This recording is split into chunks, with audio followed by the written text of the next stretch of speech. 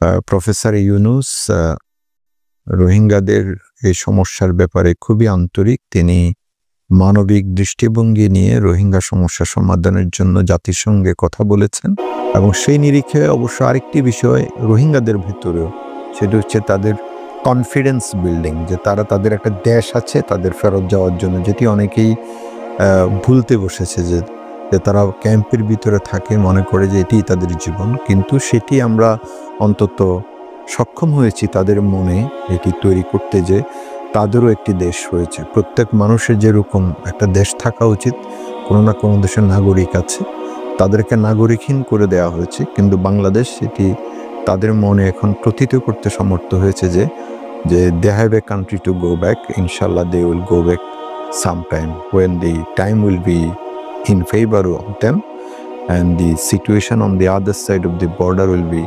conducive, the people will go back. এরকম একটি confidence তাদের মধ্যে তৈরি হয়েছে। আমি কাজ করছি 2022 সালের সেপ্টেম্বর থেকে এই পদে, শরণার্থী ত্রাণ ও প্রত্যাবাসন কমিশনার হিসাবে, এবং 3 বছরের উপরে হলো। তার আগেও আমি ছিলাম সেখানে। 2017 সালে যখন রোহিঙ্গা ইনফ্লাক্স শুরু হয়, তখনও প্রায় 2.5 বছর আমি ওখানে দায়িত্ব পালন করি এবং মাঠে থেকে দায়িত্ব পালন করি। রোহিঙ্গা ক্যাম্পগুলো যখন এস্টাবলিশড হয়, আমি মাঠে ছিলাম। আমাদের ইউএন, জাতিসংঘের বিভিন্ন সংস্থার যারা সাইট ইঞ্জিনিয়ার ছিল, তারা আমার সাথে কাজ করে। তো যে অভিজ্ঞতাটির বিষয়ে আপনি জানতে চেয়েছেন, আমার মনে হয় এটি একটি বিস্তৃত ব্যাপার। কিন্তু একটি কথা বলা যায়, এখন আজকে 9ম বছরে এই ক্রাইসিস পদার্পণ করেছে। আমাদের লক্ষ্য ছিল এই মানুষগুলোকে, তারা বিপদে পড়েছে, তাদের রাষ্ট্র কর্তৃক নির্যাতিত হয়ে তাদের জীবন বাঁচানোর জন্য তারা বাংলাদেশে প্রবেশ করেছে। আমাদের লক্ষ্য ছিল তাদেরকে সম্মানের সাথে এখানে রাখা এবং যথোপযুক্ত সময়ে তাদেরকে তাদের দেশে ফেরত পাঠানো, এবং সেই লক্ষ্যে আমরা কাজ করে আসছিলাম।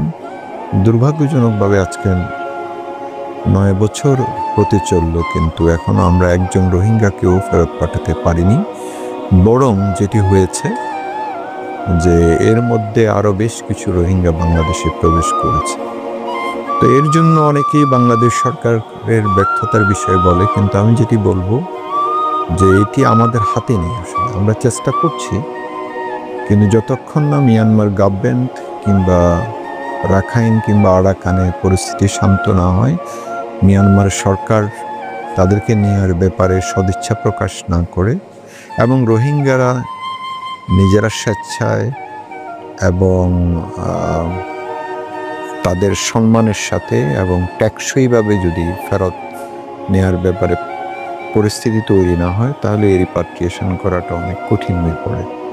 তো সেই জন্যে বাংলাদেশ গভর্নমেন্ট, বিশেষ করে বর্তমান সরকার, তারা তাদের নিরন্তর কাজ করে যাচ্ছে। আপনারা নিশ্চয়ই খেয়াল করেছেন, এবং আমাদের দর্শকদের অবহিত করার জন্য বলতে পারি যে প্রফেসর ইউনুস রোহিঙ্গাদের এই সমস্যার ব্যাপারে খুবই আন্তরিক। তিনি মানবিক দৃষ্টিভঙ্গি নিয়ে রোহিঙ্গা সমস্যা সমাধানের জন্য জাতিসংঘে কথা বলেছেন। সে নিরিখে জাতিসংঘের মহাসচিব গত রমজানে রোহিঙ্গাদের সাথে এসে একটা সলিডারিটি ইফতারে অংশগ্রহণ করেছেন। তিনি নিজে পাঞ্জাবি পরেছেন, তিনি নিজে সেই দিন রোজা রেখে তাদের সাথে একাত্মতা প্রকাশ করেছেন, এবং তিনি বলেছেন যে রোহিঙ্গাদের রাইট রয়েছে তাদের জন্মভূমিতে ফেরত যাওয়া।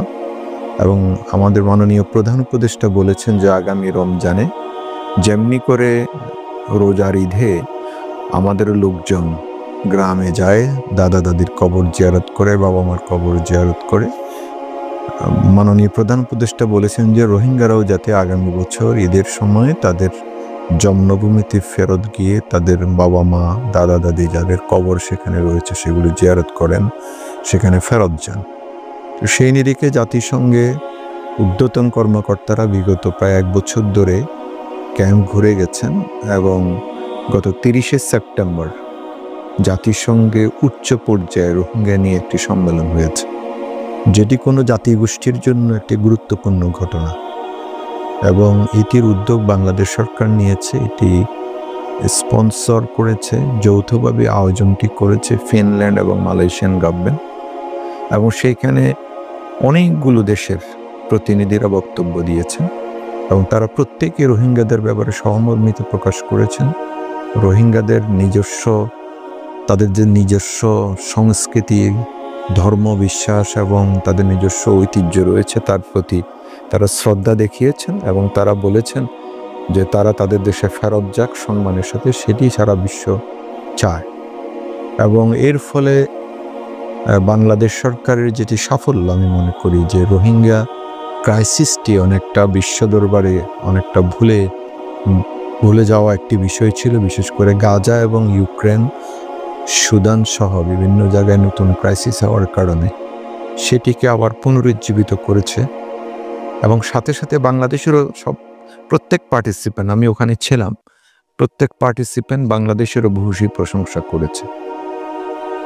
এখন সরকার যেটি করতে যাচ্ছে, যে আরেকটি ফলো আপ সম্মেলন করতে চাচ্ছে দোহাতে আগামী ডিসেম্বরের কোনো এক সময়। যদি সেটি করা যায় তাহলে আমরা সারা পৃথিবীতে রোহিঙ্গা ক্রাইসিসটাকে এক ধরনের পুনর্বিবেচনা এবং মিয়ানমারের উপর একটি রাজনৈতিক চাপ সৃষ্টি করা, নৈতিক চাপ সৃষ্টি করতে সমর্থ হব এবং হচ্ছে।